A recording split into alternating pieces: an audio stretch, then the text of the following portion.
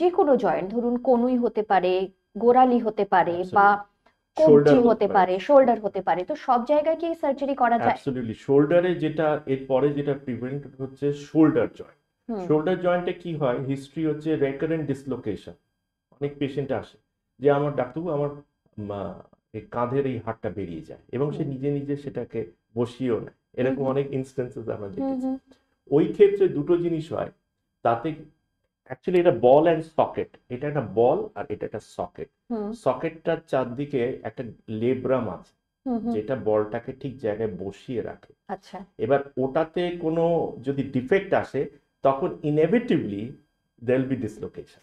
ওকে। তো সার্জারির উপায় হচ্ছে উই মেক টু পোর্টালস করে আমরা ঢুকে ওই যে রিমটা বলটাকে জায়গায় রাখে। হুম তো হুম। ওইটাকে লেব্রাম বলে, লেব্রামে অ্যাঙ্কার দিয়ে we stitch it in such a firm way that there is stability to the gleno humeral joint.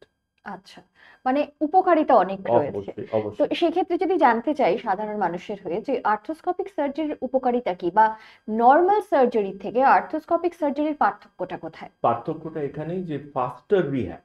আচ্ছা। যে কোনো ওপেন সার্জারি কিন্তু রিহ্যাব মানে back to normal life take some time, hmm hmm. কিন্তু আর্থ্রোস্কোপির ইজ মাচ ফাস্টার। আচ্ছা। আমি আপনাকে একটা সহজ উদাহরণ দিচ্ছি। আজকে যদি ওটি করা হয় একটা হুম হুম। Arthroscopic patient, we tend to make that person walk or mobilize from day after tomorrow. আচ্ছা, একদিনের মধ্যেই? হ্যাঁ, মানে আচ্ছা। আজকের হলো, হুম হুম কাল আজকে যেহেতু স্পাইনাল অ্যানেস্থেশিয়ার আন্ডারেই হয়, হুম হুম। we wait for a day. So পরশু থেকে we start doing the exercises, make him stand, and there is absolutely a rehab protocol for ACL reconstruction surgery.